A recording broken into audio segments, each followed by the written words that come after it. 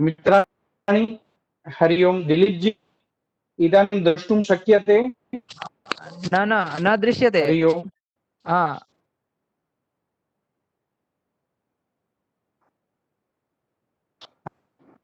गुरवः शेर् कृतमस्ति इदानीं जी भवतां न स्क्रीन् दृश्यते। आगच्छति, पीपीटी न आगच्छति। हरि ओम। पीपीटी एव रघुवंशं द्वितीय सर्गे कथं पठे।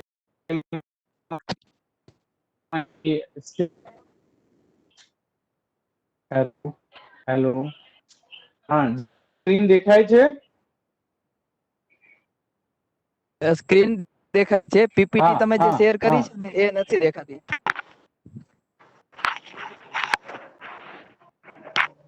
तो ये तो હવે 50 લોકો દેખાય છે તો શું આવે છે? આપની સ્ક્રીન અને એપ્લિકેશન છે ને બધા એ દેખાય છે। अरे यार अस्तु अस्तु तर्हि प्रयत्नं करोमि। अस्तु अस्तु यार एक मिनिट। अच्छा चतुर्द्राम पगोरूपधरिवो जुपगोमी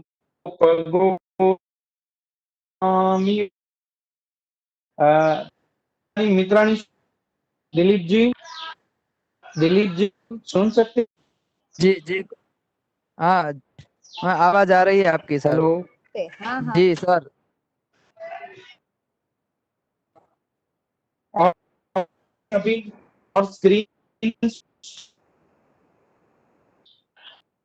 स्क्रीन नहीं दिखाती, स्क्रीन नहीं दिख रही है स्क्रीन आपका। आपके फोन का वॉलपेपर ही दिख रहा है, फर्स्ट स्क्रीन दिख रही है। ओ माय गॉड भी नहीं दिखा। नहीं, स्टॉप शेयरिंग एनोटेशन वेबएक्स का सिंबल आ रहा है, उसमें ऐसा लिखा हुआ है स्टॉप शेयरिंग एनोटेशन।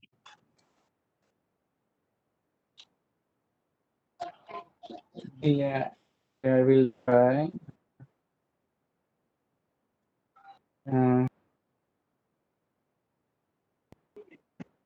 यत् प्रजापतिः नंदी धेनुं मोच कृत। फिर ये जाके देखी अपनी थी वो उसके गई। अतः हेलो गुरुजी। एक हम हेलो गुरुजी। सकेगा। हाँ हाँ भाई हाँ અવાજ हाँ અવાજ हाँ નથી हाँ આવતો ગુરુજી, हाँ બહુ बोलो રોકાઈ રોકાઈને અવાજ આવે છે। जी। આપડી તમારી અવાજ નથી આવતી ગુરુજી। हेलो તમારો हेलो અવાજ નથી આવતો ગુરુજી। जी हेलो હવે આવે છે અવાજ? હા થોડી હવે વાર હવે ક્લિયર આવે હવે છે, આવે છે અવાજ? તમે બોલો हेलो છો ને તો બહુ રોકાઈ રોકાઈને અવાજ આવે છે। हाँ हाँ हाँ हाँ થાય છે એવું, પણ શું કરીએ હવે જોઉં છું હું અત્યારે બ્લુટૂથ થી થઈને બોલી રહ્યો છું। અવાજ આપને શું આવતો નથી? આવે છે અવાજ? એ પણ ગુરુજી વચ્ચે અટકે અટકીને આવે છે।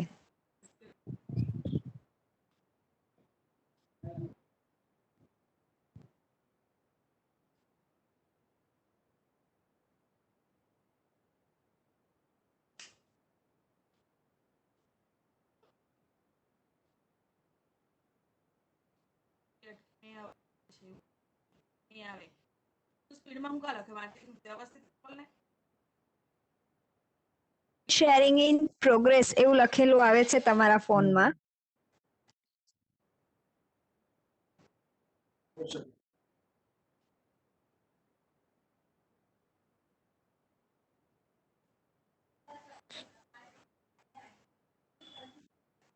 હેલો મારો અવાજ આવે છે? અવાજ આવે છે આપનો સર। ઓકે ઓકે દેખાય છે હવે? હા હેલો પીપીટી પણ દેખાય છે. હેલો. હા સર, પીપીટી પણ દેખાઈ રહી ઓકે, છે. હવે હું ચાલુ કરું છું. हाँ, ओके ओके ओके।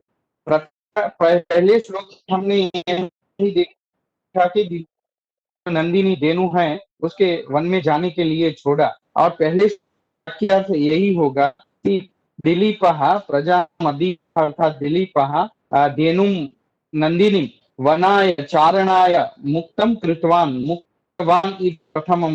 द्वितीय श्लोक क्या था, इसमें हमने यही देखा कि दिलीप की पत्नी भी जो है वो भी उसके मार्ग में पीछे पीछे गई। तो दूसरे श्लोक का मुख्य वाक्य यही हमने देखा कि महेश्वर धर्म पत्नी मार्गम अनुश्रुतवती श्रुते अर्थम ईव श्रुति ही श्रुते अर्थम ईव अनु अन्वगच्छत् अथवा अनुसरणं कृतवती अर्थात सुदक्षिणा तस्याः मार्गम अनुसृतवती द्वितीयस्य वाक्यार्थ। और तीसरा श्लोक जो था उसमें हम था कि उसने पीछे लौटा और खुद करने लगा। तो वो राजा दयालु राजा सुदक्षिणा परावर्त्य निवर्त्य गोरूप धराम उर्वी इव सौरभे नंदिनी रक्षितवान पर रक्षा करने लगा। तो इस तरह से हमने आगे के 3 श्लोक पढ़े हैं और उसके अर्थ भी समझे हैं। आज हम चौथा श्लोक जो आपके सामने अब रख रहे हैं उसका हम उसी तरह से अभ्यास करेंगे। तो आप चौथा श्लोक देखिए, आपके सामने मैंने आप देख रहे हैं ना, चौथा श्लोक दिख रहा है आप जी नहीं मित्रों, आप चौथे श्लोक को देखते हैं श्लोकः आपकी स्क्रीन पर चौथा। સર जी ફ્રન્ટ પેજ આવે जी છે. जी बोलिए। શ્લોક નથી દેખાતો.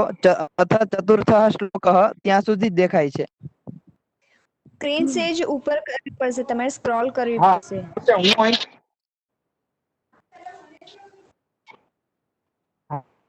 કરું છું પણ તમારી સ્ક્રીન ઉપર વાર પછી દેખાશે કારણ કે હવે મેં पर से चौथो श्लोक देखा तो हेलो हेलो હજુ સુધી નથી દેખાતો સર, નથી દેખાતો. अच्छा પેલા मैं 2 પેજ જ દેખાય છે પીપીટી ના. मैं શું છે આ મેં કાઢી નાખ્યા છે, બીજા 2 પેજ તમને મૂકી દીધા છે, પરંતુ વારમાં આવતા નહીં કરો ને લીધે દુર્બલ એટલા માટે શ્લોક જે મેં રજૂ કર્યો સર હા છે સર હવે દેખાય છે. एक દેખાય છે चौथा દેખાય છે. कुछ लोग हिंदी, हाँ मैं यहाँ करता हूँ वो 1 मिनट के बाद आपको दिख रहा है, ऐसा देख लीजिएगा। तो अब देख लीजिए चौथा आपके स्क्रीन पर है जो इसमें अब दीप है, उसने पत्नी को तो पीछे किया, नंदिनी की सेवा की रक्षा करने के लिए अकेला ही है। अब उसके पीछे और भी अनुयायी सेवक को उसको भी पीछे दिया और उसको नियम भी लिया है ना उसने कि गाय रक्षा क्या सेवा पालन स्वयं ही करेगा, उसके नौकर चाकर के साथ वो उसकी सेवा नहीं कर सकता। तो आदेश के अनुरूप वो जानता है कि उसकी सेवा उसको स्वयं करनी है। इसलिए चौथा श्लोक देखिए आप स्क्रीन, अभी दिलीप जी दिख रहा है ना चौथा श्लोक जी, दिलीप जी चौथा श्लोक सर देखाय છે. सर आपको दिख रहा है. हेलो अच्छा अच्छा, मैं उसका गान करता हूँ, एक से देखिए।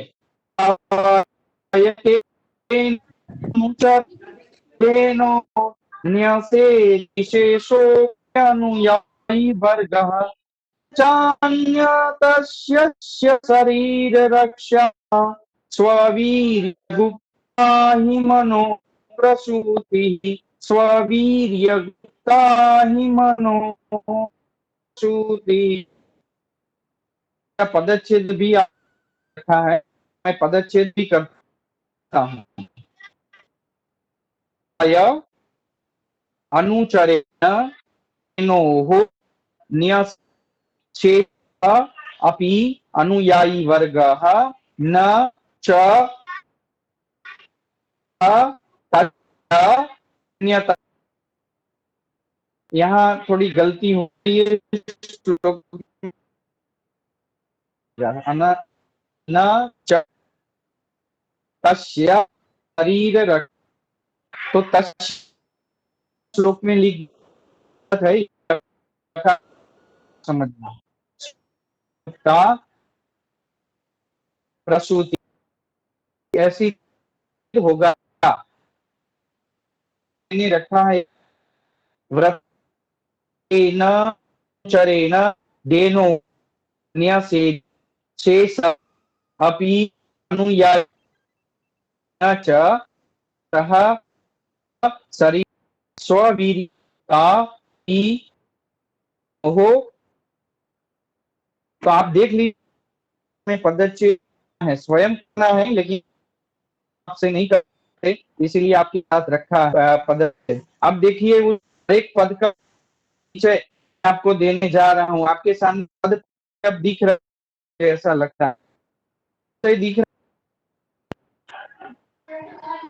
आपको बीच बीच में मुझे बोलना पड़ेगा, नहीं हाँ कृपया सर, भवंतः पद परिचय पद परिचय दिख रहा है। ના નથી દેખાતો, હજુ સુધી નથી हाँ દેખાતો। थोड़ी बार, हाँ थोड़ी बार पद પરિચય पर નથી દેખાઈ રહ્યો। પણ મહોદય તમારો અવાજ બહુ જ અટકીને આવી રહ્યો છે, આખું વાક્ય શું બોલો છો સમજાતું જ નથી।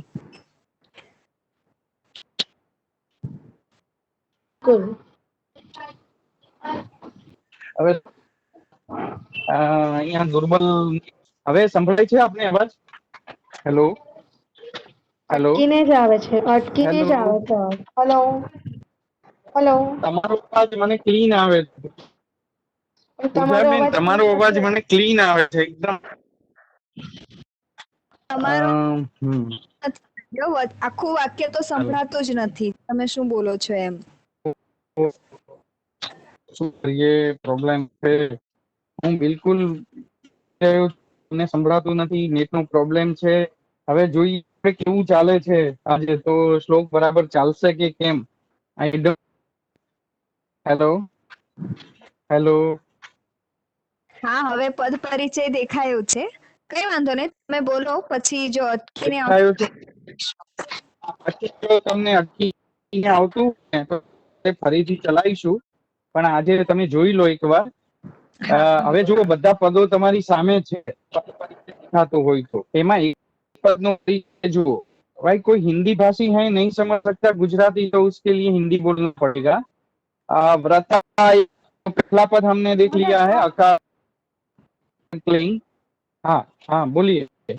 हाँ महोदय, वो पद परिचय ना वो हाँ स्क्रीन, हाँ बस अभी थोड़ा दिख रहा है, बराबर है। अच्छा, अभी दिख रहा है? अभी हाँ बराबर है। जी जी जी जी, हाँ हाँ। तो देखिए व्रताय जो है ना, अकारांत नपुंसकलिंग में है, व्रतम शब्द है, उसकी चतुर्थी विभक्ति एक वचन का रूप व्रताय, जैसे किया था वनम है, उसकी उसका रूप बचा व्रताय। फिर दूसरा पद है ते, तो वो हम जानते हैं तकारांत पुल्लिंग का तृतीय विभक्ति एक वचन सर्वनाम का रूप है। अनुचरेण, वो भी अकारांत अनुचर शब्द होता है अकारांत, और उसका में तृतीय विभक्ति एक वचन अनुचरेण ऐसा रूप बनेगा। फिर शब्द है, हम आगे देख चुके हैं, उकारांत शब्द है, तो स्त्रीलिंग शब्द है, उसका षष्ठी विभक्ति एक वचन का देनो हो ऐसी तरह रूप बनेगा। और नियासेधी क्रियापद है इस श्लोक का, और वो क्रियापद कैसे बना है, तो नि उपसर्ग पूर्वक उसमें जो सिद्ध वो होने से कर्मणि में, कर्तरी का रूप नहीं है, कर्मणि वाक्य रचना का रूप है। हम वाच्य को बाद में समझाएंगे भी। तो उसका लकार अर्थात भूत रूप यहाँ बना है न्यासेधी, जो प्रथम पुरुष एक वचन का रूप है न्यासे।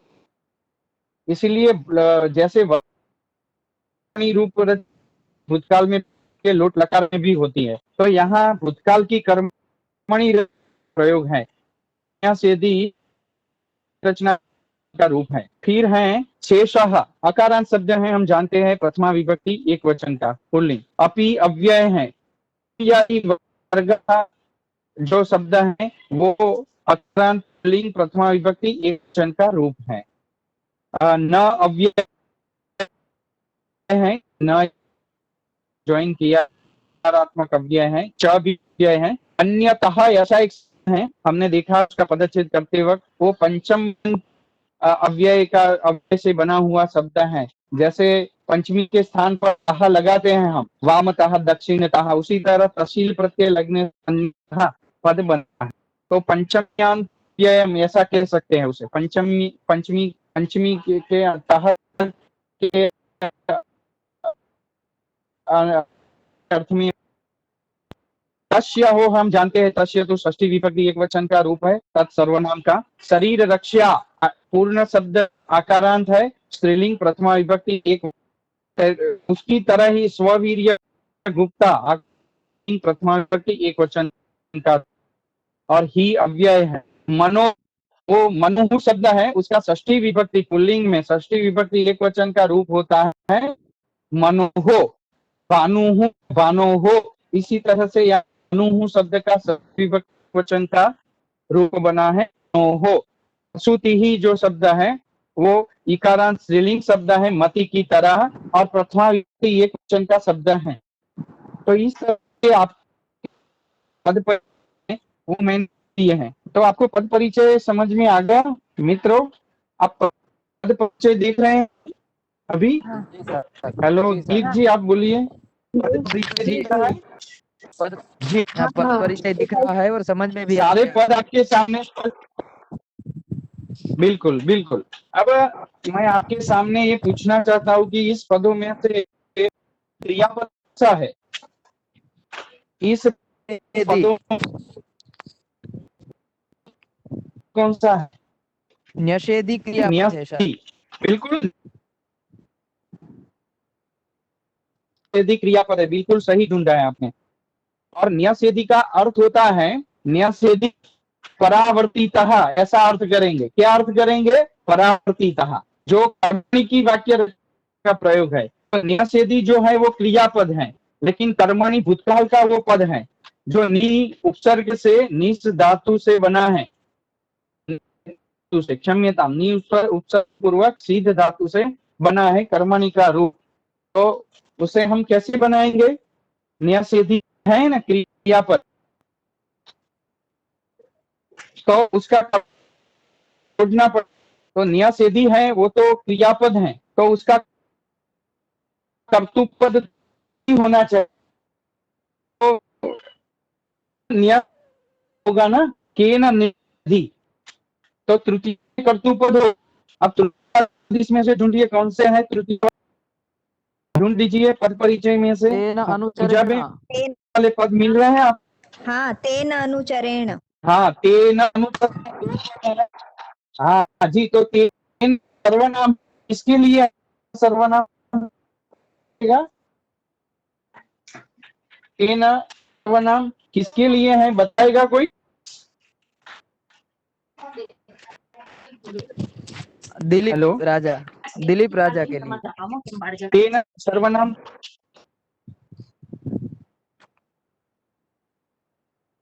दिलीप, दिलीप राजा कृते। अनुयायी वर्ग। हेलो हेलो, श्रूयते? और अनुसार कर्म पद चलता है, तो कर्म पद प्रथमा में कौन सा है? ढूंढ निकालिए आप जो प्रथमा विभक्ति में होगा। दिलीप के ना कहा न्यषेधी, ऐसा प्रश्न पूछेंगे तो आपको उत्तर क्या देना पड़ेगा? अनुयायी वर्ग, अनुयायी वर्ग, अनुयायी वर्ग। ना बिल्कुल तो प्रथमा विभक्ति में इसमें जो पद है वो अनुयायी वर्ग है।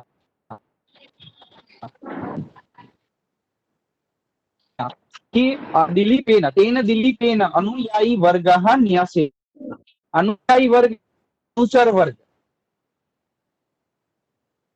ऐसा होगा। तो आपके श्लोक का मुख्य वाक्य आ गया है आपके सामने, तेन दिलीपेन अनुयायी वर्ग न्यासेधि। संपूर्ण श्लोक का यही मुख्य वाक्य होगा। कोई बताएगा मुझे वाक्य कौन सा है इस श्लोक का? कोई बता सकते? जी ये क्या है, कोई बताएगा मुझे? न अनुयायी वर्गः न्यषेधि। हाँ हाँ हाँ, न्यसेधि तेन अनुवर्गः न्यसेधि, अर्थात तेन अनुयायी वर्गः, अनुचर वर्गः, सेवक वर्गः, सेवक समूहः, ऐसा अर्थ करेंगे। अनुयायी वर्ग न्यसेधि अर्थात परावर्तः, पीछे लौटा दिया दूसरे सेवक वर्ग को भी। उस राजा दिलीप ने दूसरे सेवक वर्ग को भी पीछे लौटा दिया। तो देखिए कर्मणि, यहाँ कर्मणि वाक्य रचना होगी पूरी। तेन दिलीपेन अनुयायी वर्गः न्यसेधि।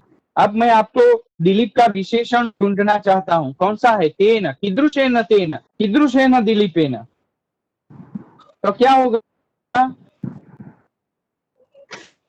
अनुचरेण। क्या होगा?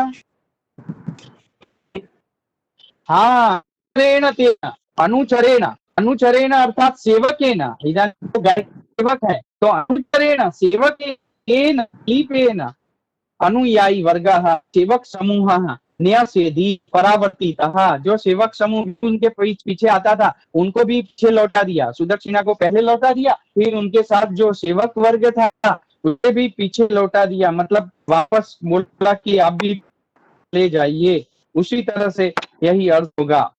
हाँ, तो तेन अनुयायी वर्गः न्यसेधि का अर्थ होता है अनुयायी वर्ग। कीदृश अनुयायी वर्ग, उसका विशेषण है अनुयायी वर्ग। प्रकृति में और कोई शब्द है? शेषः, ऐसा लिखा है ना, शेषः, शेषः ऐसा लिखा है। शेषः वर्गः न्यसेधि, जो बाकी अनुयायी वर्ग था उसे भी पीछे लौटा दिया। अब आपके सामने पहला वाक्य, दिलीपेन अनुचरेण दिलीपेन शेषः अनुयायी वर्गः न्यसेधि, शेष जो अनुयायी वर्ग था वो भी पीछे लौटा दिया। कुछ बताओ, कस्य अनुचरेण, कस्याः अनुचरेण, और राजा दिलीप किसके पीछे है? राजा दिलीप किसके अनुचर, अर्थात पीछे अनुचर, अनुचर अनुचरेण। पीछे चरती। देनो। वाह वाह, तो अब देनो हो अनुचरे। हाँ, गाय के पीछे चलने वाला जो है अनुचर है गाय का, तो गाय के पीछे चलने वाले राजा दिलीप ने उसे पीछे लौटा दिया। पीछे क्यों क्यों चल रहा है, कोई कहेगा जवाब? किमर्थम देनो हो अनुचरणम करो, व्रताय।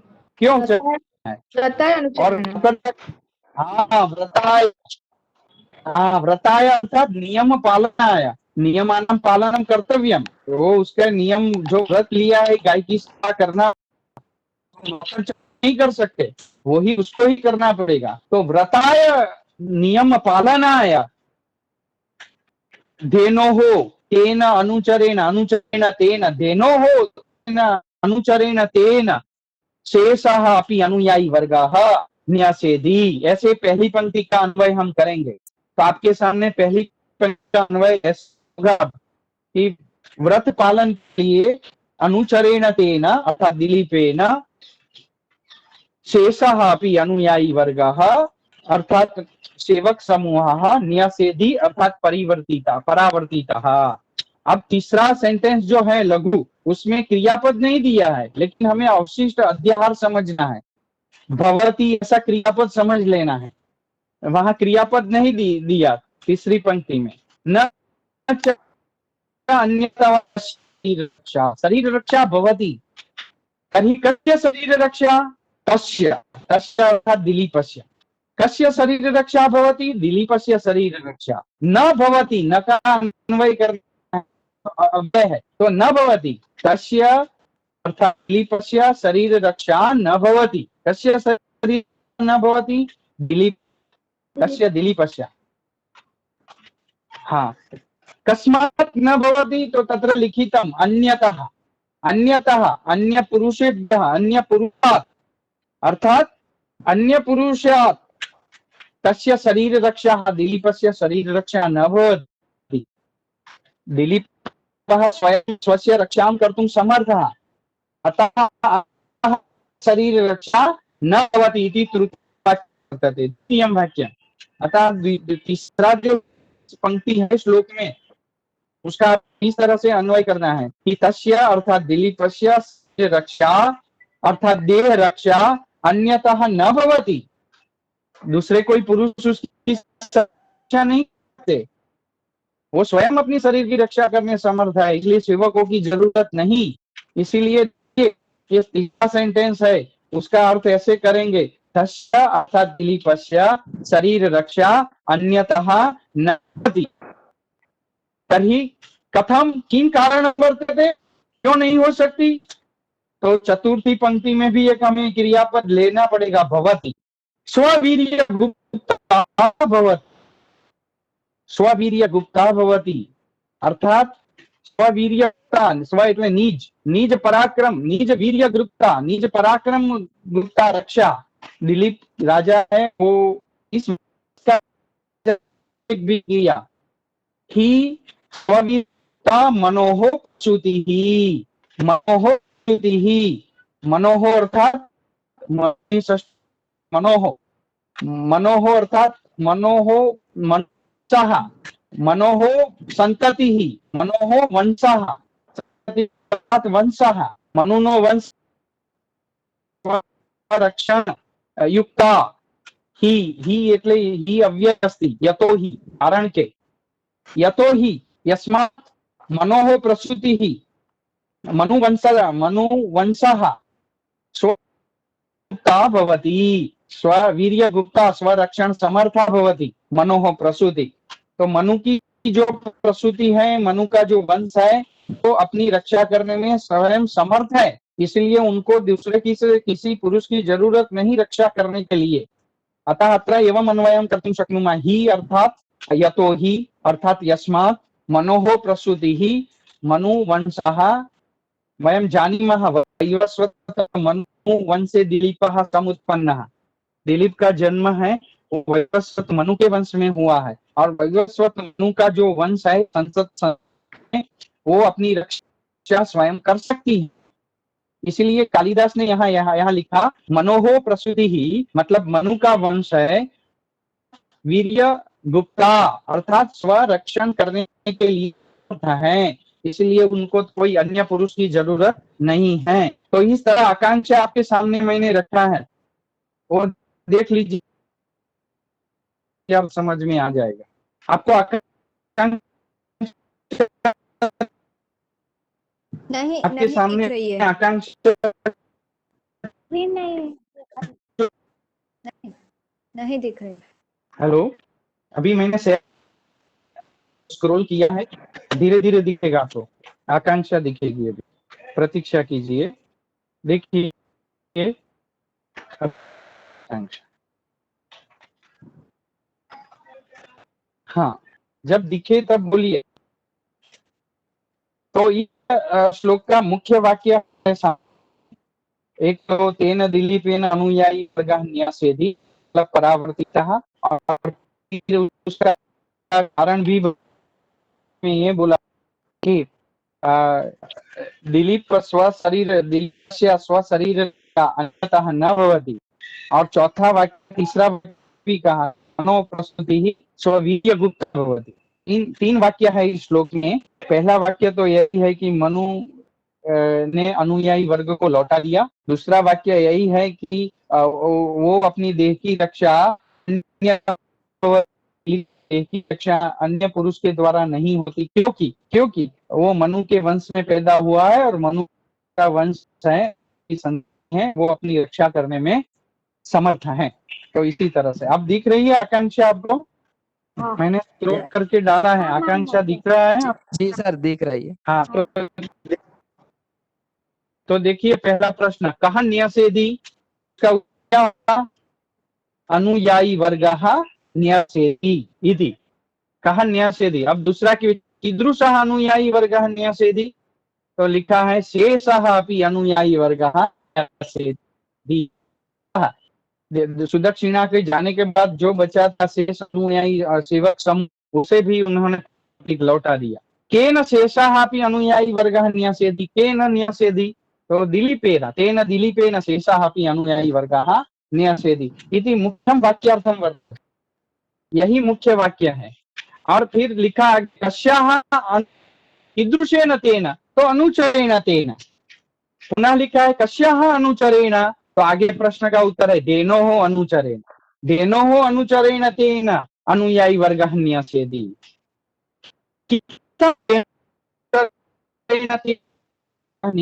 क्यों लौटा दिया, क्या कारण है, तो कहा कि व्रत दिया है, व्रताय धेनोः अनुचरेण तेन अनुयायी वर्गः न्यसेति। देखो मित्र, इसमें से हमें समझना है कि दिलीप ने लिया है मतलब उसे ही पालन करना है, जिसने व्रत लिया है वो ही पालन करेगा, और नौकर चाकर से या और के द्वारा वो गाय की सेवा नहीं। वो जानता है कि मैंने व्रत लिया है तो मुझे ही गाय की सेवा करनी है, इसीलिए किमर्थम तर्हि व्रताय नियम पालनाय धेनोः अनुचरेण तेन दिलीपेन अनुयायी वर्गः न्यसेति। तर्हि शरीर रक्षा अन्य पुरुषतः शरीर रक्षा न भवति, तस्य देह रक्षा न भवति, कस्य शरीर रक्षा अन्यतः न भवति, कस्य अर्थात दिलीपस्य शरीर रक्षा अन्यतः न भवति। राजा स्वयं अपनी रक्षा नहीं कर सकता तो प्रजा की रक्षा कैसे करेगा, इसलिए वो अपनी शरीर की रक्षा करने में समर्थ है। का स्ववीर्य गुप्ता भवति, तर्हि प्रसूतिः स्ववीर्य गुप्ता भवति। कस्य प्रसूतिः स्ववीर्य गुप्ता भवति, तो मनोः प्रसूतिः गुप्ता भवति। तो मनु की जो संतति है वो अपने पराक्रम स्ववीर्य गुप्ता अपने पराक्रम से ही रक्षण करने वाली है। तो आपके सामने तीन वाक्यार्थ लघु लघु हुए। एक तो दिलीप ने अनुयायी वर्ग को लौटाया, और दूसरे शरीर की रक्षा करने के लिए उसकी जरूरत नहीं अन्य किसी पुरुष की, क्योंकि वो शरीर की रक्षा मनु की संतति वैवस्वत मनु हुई है, जो राजा अथवा जो संतान है वो अपनी रक्षा से तीन बात रखा। तो आपने कि यहाँ पूरी आकांक्षा तो आपको समझ में आ गया होगा। तो इस तरह से अन्वय करना है। अब अन्वय आपके सामने मैं रख रहा हूँ, अन्वय दिख रहा होगा आपको, दिख रहा है अन्वय? हाँ हाँ हाँ, देखिए अन्वय को, हाँ देख लीजिए। और वो अहमदाबाद से एक बहन, क्या नाम भूल गए, आप अहमदाबाद पटेल से शिल्पा मनु भाई, बहन है, उनका पटेल यही, शिल्पा मनु भाई। हाँ मन रहा वो, हाँ हाँ हाँ हाँ हाँ जी जी, आपको समझ में आ रहा है, मैं आपको हाँ हाँ, पूछना आज चाहता तो हूँ, आ रहा है। आपको समझ में आ रहा है? हाँ हाँ, समझ में आ रहा है आज। ओके, अब देखिए, अब पूरे वाक्यार्थ को हमने अन्वय के रूप में लिखा है। व्रताय धेनोः अनुचरेण तेन सह अपि अनुयायी वर्गः न्यसेति, तस्य शरीर रक्षा च अन्यतः न हि मनोः प्रसूतिः स्ववीर्य गुप्ता भवति। इस तरह से उसको अन्वय करेंगे। अब दरेक पद का अर्थ जल्दी से हम देखिए, पदार्थ आपको दरेक पद का तीन भाषाओं में अर्थ दिख रहा होगा, देख लीजिए एक बार, दिख रहा है तीन भाषाओं में अर्थ आपको? जी जी, દેખાય છે। हाँ देखिए, व्रताय शब्द नो अर्थ है पुत्रार्थम नियमाय, पुत्र पालन करना है, का पालन करने के लिए, पुत्र प्राप्ति के व्रत की, पुत्र प्राप्ति ना व्रत ने माटे धेनो एवो शब्द છે नंदिनीना अनुचरेण सेवके, सेवक एवा दिलीपे तेन अर्थात दिलीपेन राजा दिलीपे शेषः अपि अर्थात सुदक्षिणा अतिरिक्तः अपि, सुदक्षिणा के बाद शेष जो लोग थे नौकर लोग, उनको भी अनुयायी वर्ग, अनुचर समूह, अनुचर वर्ग એટલે सेवक वर्ग એને ન્યસેધી પરાવર્તિતઃ કૃતઃ અર્થાત દિયા પાછો વળાવી દીધો, ગુજરાતીમાં પાછો વળાવી દીધો એવું કહીએ, એટલે ન્યસેધી પરાવર્તિતઃ એવો અર્થ કરી શકીએ આપણે। કારણ શું, તો તસ્ય અર્થાત રાજા દિલીપસ્ય, રાજા દિલીપ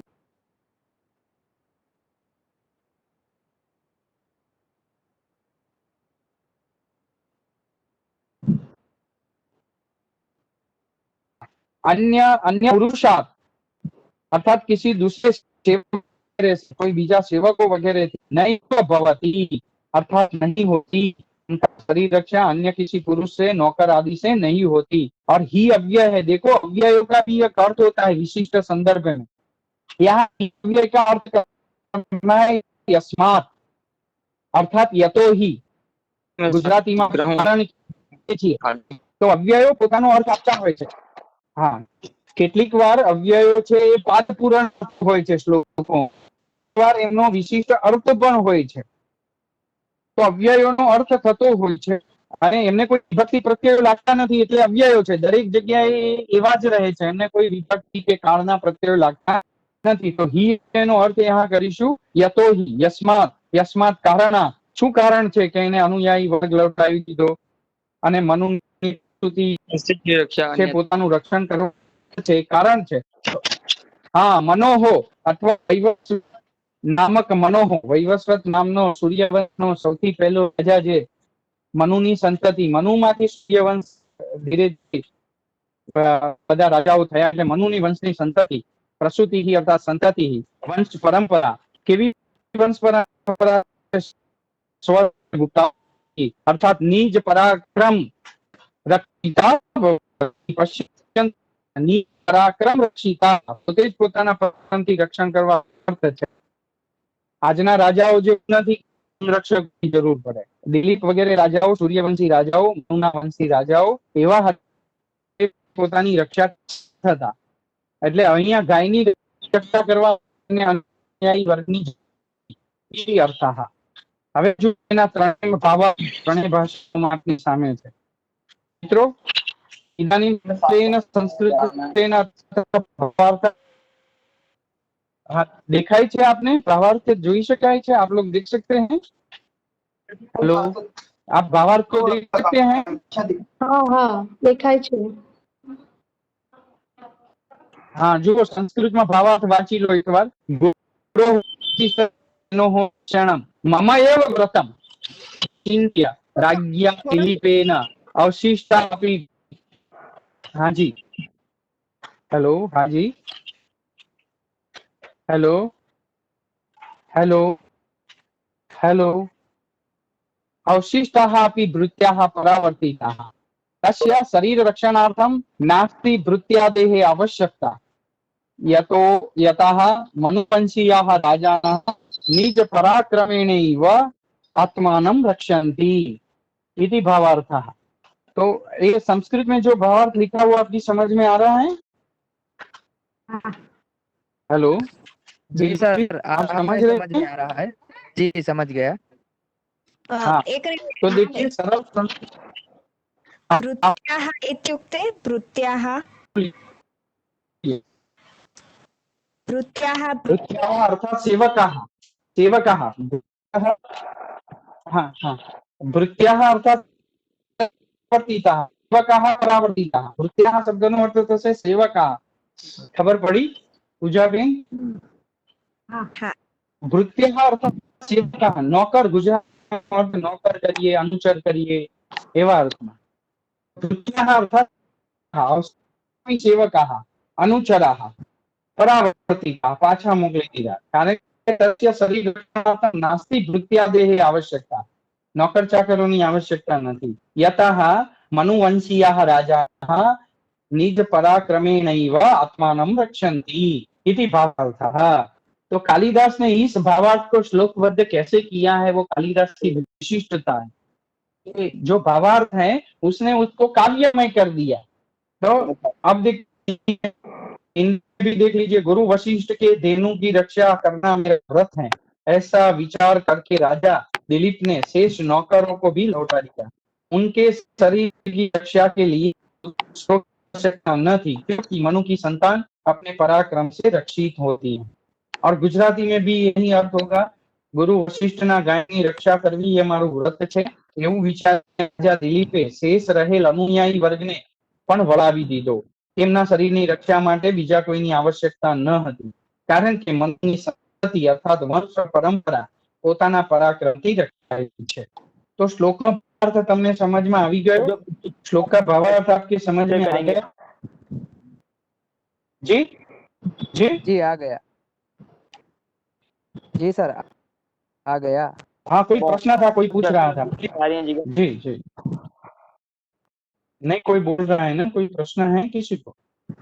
जी मेरी गर्लफ्रेंड ਉਹਦੀ ਮੰਮੀ ਨੂੰ ਸਮਝਾ ਲੈ ਇਹਨੂੰ ਛੱਡ ਦੇ ਹੁਣ ਐਵੇਂ ਹੀ 6 ਤੋਂ 7 ਕਲਾਸ ਹੈ। ਭੱਜ ਗਿਆ ਹੁਣ जी ਇਹਨੂੰ जी जी, मुझे कोई आवाज सुनाई दे रही, ध्वनि आ रहा है, लेकिन मैं उनको नहीं समझ पा रहा। जी कोई प्रश्न है किसी को इसमें? हेलो, सर आगे प्रश्न चले नहीं क्या? है, आगे चलो, प्रश्न नहीं है, ऐसे ही आवाज आ रही थी, वो म्यूट था नहीं लिए। अस्तु तरी, इस श्लोक में निदर्शन वाली बात कौन सी है देख लीजिए। तो सबसे पहले तो 3 समास है, सरल समास है।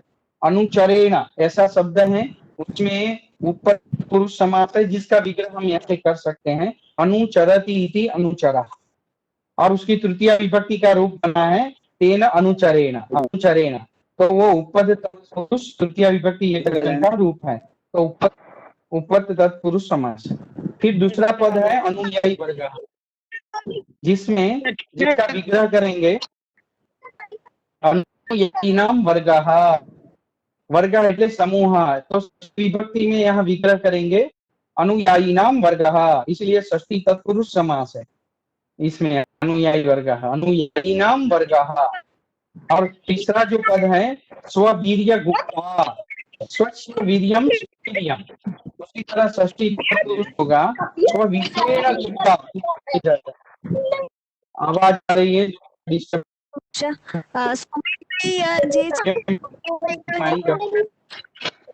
सुमित शास्त्री जी। जी माइक म्यूट रखिए। जी हेलो, सुमित शास्त्री सर्वे पे आपके घर की आवाज। हाँ महोदय जी कृपया घर की आवाज। अस्तु, स्ववीर्येण गुप्ता, तो इस तरह से स्ववीर्य गुप्ता है, उसमें पहले षष्ठी तत्पुरुष होगा स्वस्य वीर्यम, स्ववीर्यम ऐसा एक पद बनेगा, फिर स्ववीर्येण गुप्ता, उसी तरह से दूसरा पद होगा। जी जी,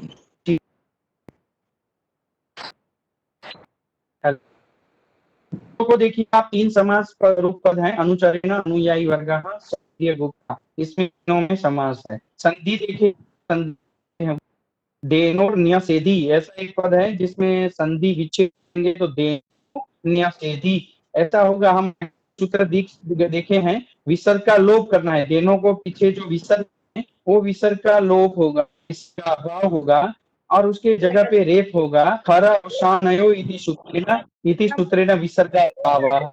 एवं माइक म्यूट रखे, माइक में कृपया ध्वनि आगच्छति मध्ये, माइक म्यूट रखे। हाँ म्यूट रखिए, दोनों अच्छा होगा। कृपया मैं बोल रहा हूँ म्यूट रखे, माइक म्यूट रखो, भवतां माइक ध्वनि यंत्रम म्यूट भवतु इति निवेदनम। हाँ अस्तु, देनोर्न्यसेति खर अवसानयोः इति सूत्रेण अत्र विसर्गति रेफ रकारः तथा आगच्छति, देनोर्न्यसेति इति संधिः। शेषोऽप्यनुयायी वर्ग, तो शेषः अपि रहा, 3 पदों की यहाँ संधि हुई है, तो इसमें पहला जो है इस रोरप्लुता इति सूत्रेण उत्तमं भवति, ये उत्तमं भवति, और आद गुणः इति सूत्रेण ही भवति, सो ओकार हो जाएगा, और एंग पदांतादति इति सूत्रेण ओकार हो जाने के बाद पूर्व रूप संधि होगी, और उसका पूर्व रूप संधि हो करके शेषोप्य हो जाएगा, शेषो अपि, शेषोप्य, शेषो अपि, और अपि के पीछे जो इकार है और अनुयायी का जो अर्थ है वो दोनों। कृपया म्यूट रखे माइक, कृपया म्यूट रखे माइक। तो शेषा अपि, उसमें हमने देखा कि जो करेंगे रोर प्लुताद भवति, और उस उत्तम होने के बाद आद गुण संधि होके गुण संधि होगी और शेषो ऐसा उकार हो जाएगा, पी पी ऐसा हो जाएगा, शेषोपी, और अपी के जो पीछे इकार हैं और अपी के दूसरा पद अनुयायी वर्ग यण संधि होगी, को यणचि इति सूत्रेण यण संधि ही भवति, और अनुयायी वर्ग हो जाएगा। इस तरह पद ऐसा होगा, शेषोप्य अनुयायी वर्ग, जिस 3 पद है, शेष एक पद, दूसरा पद है पी, है अनुयायी वर्ग। तो मैंने आपको है वो मिल ही जाएगा, हम प्रिंटिंग फिर आपको भेज देंगे पूरे पीपीटी। और छंद है ऐसा है, पूर्ववत छंद होगा, हम जानते हैं कि उपजाति छंद है, इसका नहीं है, जितने भी श्लोक होंगे वो उपजाति छंद में होंगे। और अलंकार हम जरा देख ले, आपको अलंकार दिख रहा है इसमें पूजा जी? हाँ, थोड़ा पूजा जी, आपको अलंकार दिख रहा है? कौन सा? हाँ, मैं स्क्रॉल चरणे ऊपर या नीचे? नहीं, स्क्रॉल बराबर। हाँ, अत्र तृतीय चरणे कार्यवाक्य। ઝૂમ हाँ, કર્યું છે, हाँ, zoom देखिए કરજો। देखिए अब हो रहा है। समाप्त के हाँ, बाद में देखा। ઝૂમ નથી કર્યો હવે અસ્તુ। હજુ નથી થયું, થશે। હા, થઈ ગયું। जी जी, पद का जो चरण था, पद्य का तृतीय चरण, और चतुर्थ वाक्य कारण वाक्य है। यतो ही करके कारण वाक्य था, यतो ही स्ववीर्य गुप्ता ऐसा करके जो लिखा था वो कारण था, और आगे जा था। तरह से कार्य कारण होता है दोनों वाक्यों में, मतलब काव्यलिंग अलंकार होता है इसके कारण से। तो तृतीय चरण में अस्य श्लोकस्य तृतीय चरण जो है, तीसरा चरण है तृतीय चरण, कार्य वाक्यम, तृतीय चरण था वो कार्य था, की जरूरत नहीं है, अन्यथा स्वशरीर रक्षा न भवति इति कार्यम। केम न भवति? कारण शू? तो कारण आप्યું છે यतो ही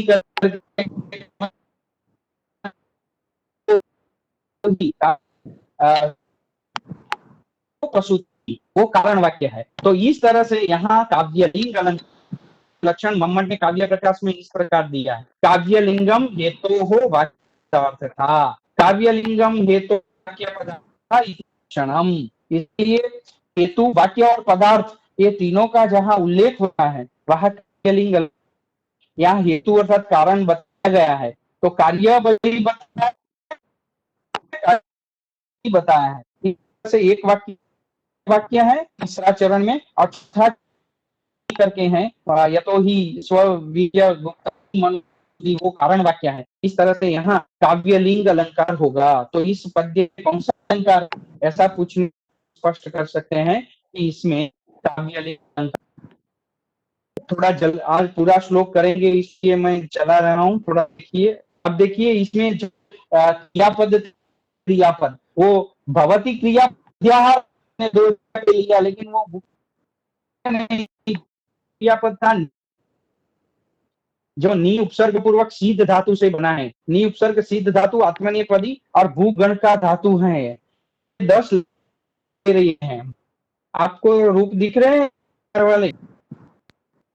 देखिए नहीं नहीं सर, થોડું કપાય છે, શરૂઆતનું થોડું કપાય છે। नहीं दिखा? अच्छा,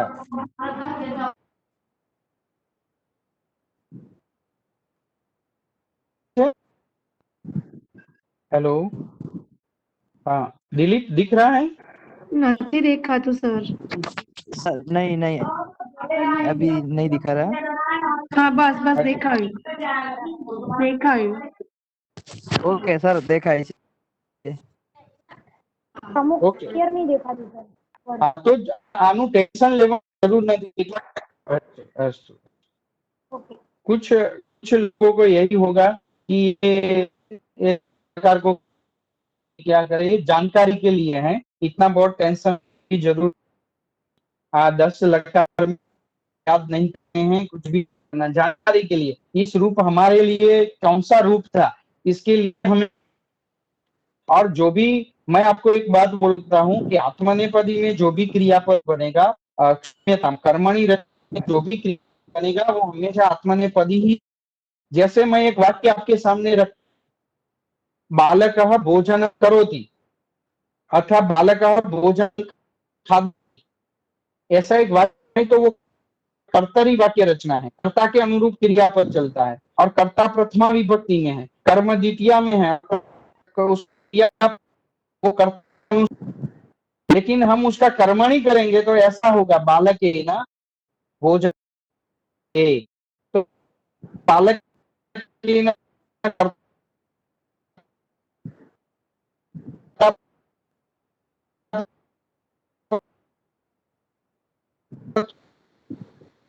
कर्मपदे तृतीया में अनुय प्रथमा में, और कर्म से दी का एक वचन की अनुयायी है तो उसके अनुरूप क्रियापद भी एक वचन में है, और कर्मणि वाक्य रचना में जो क्रियापद होगा वो हमेशा हमेशा के लिए आत्मनेपदी ही होगा। से आत्मनेपदी धातु देखिए, लट वट में उसके बनेंगे निषिध्यते, ऐसा बनेगा। लोट अज्ञात में निषिध्यता, न्यासेधत, और विधिलिंग में निषेध, भविष्य काल में निषेधिष्यते, लुट अर्थात अनद्यतन निषेधिता, आस्तिक में निषेधिशिष्ट, और लुंग हेतु भविष्य में न्यासेधता, क्षम्यतां न्यासेधता, और लीट भूतकाल में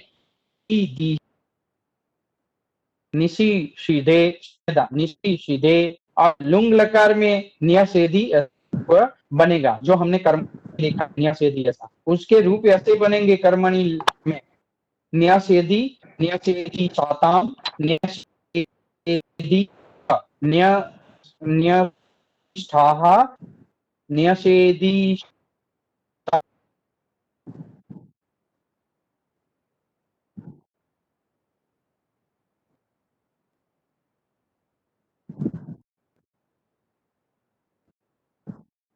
तो मैंने कहा न्यासेधी के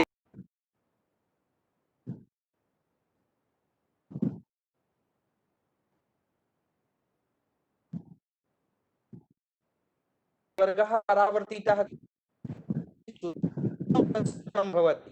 पूरा श्लोक का एक सरल संस्कृत में वाक्य करना है तो यही होगा, राज्य दिलीपेन अवशिष्टः अनुयायी वर्गः अर्थात सेवक वर्गः परावर्तितः, न्यासेधी के स्थान पर परावर्तित, ऐसा हमें सोचना है, क्योंकि वो अपनी रक्षा खुद कर सकते थे और व्रत भी था कि मुझे रक्षा करनी है, गाय की सेवा मुझे ही करनी है, जो काम करेगा उसको ही उसका फल देगा, मतलब राजा सेवा करेगा तो उसको उसका फल। अब संजीवनी टीका इस श्लोक की मल्लीनाथ ने ऐसे लिखी है, तो वो इनका कहना था कि संजीवनी भी देख, आपको दिख रही है संजीवनी? देखाय છે थोड़ा क्लियर देखा हेलो, હા દેખાય છે हेलो संजीवनी टीका दिख रही है आपको? हाँ हाँ है दिख सर, रही पर है एकदम क्लियर देखा है तो सर कोई सुन नहीं रहा, मुझे लगता है हेलो आवाज नहीं आ रही है। हेलो पूजा बेन, दिलीप भाई, हेलो मेरी आवाज सुन रहे हैं आप? Sir hello hello sir hello hello hello, sir Sanjivani ટીકાની દેખાય છે, પીપીટી हाँ દેખાય છે। मेरी देखाय आवाज છે सुन रहे हैं आप? देखा है, हाँ ओके। हेलो, हाँ देखाय છે સામે આવે છે। Hello hello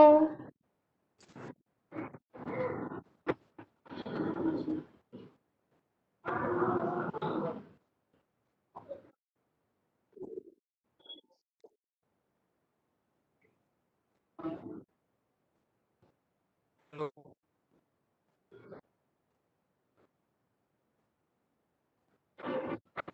hello, hello hello, नमस्कार। मेरी हाँ आवाज आ रही है? हाँ रही है। हाँ सर, हेलो, आवाज आ रही है आपकी। सर आपकी आवाज आ रही है। दिलीप, आवाज आ रही है? सर आवाज आ रही है आपकी। मुझे लगता है मेरी आवाज आ रही है, लेकिन इस तरह से चौथा श्लोक हम पूर्ण करते हैं। और आज इतना ही रहे, आगे कल देखेंगे पांचवा श्लोक। एक बार श्लोक गान कर लेते हैं। चौथे श्लोक सुन रहे हैं। मैं आपके सामने श्लोक का गान भी कर रहा हूँ। देखिए, आयतेनानुचरेण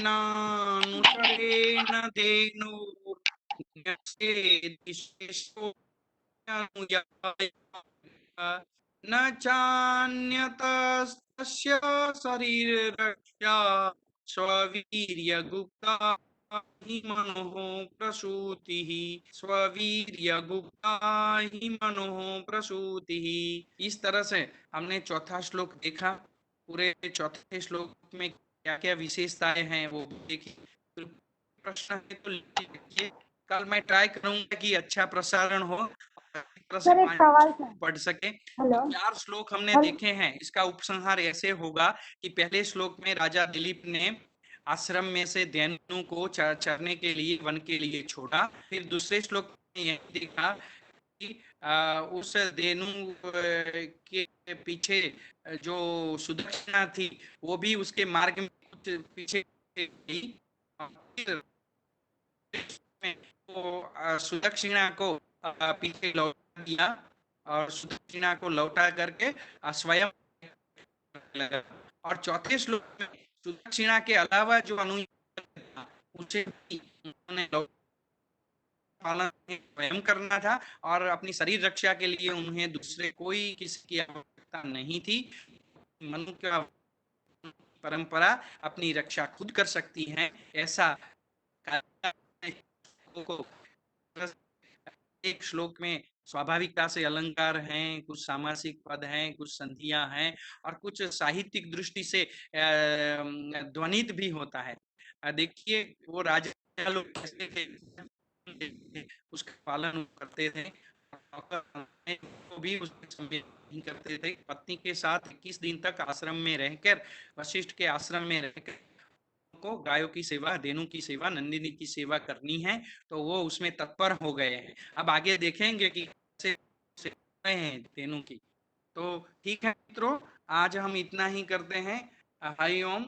और हम फिर कल जुड़ेंगे इसी समय पे। धन्यवाद। इदानीम एतत् सत्रम अत्र समाप्तिं गच्छति। आपने सुना या नहीं दिलीप जी? दिलीप जी आप सुन रहे हैं? सर सर समाप्त करें। और पूरा श्लोक समझ में आ गया, पूरा श्लोक सुना हमने। हेलो। हाँ समाप्त सर। करते हैं। हेलो। हेलो। हेलो। हाँ सर।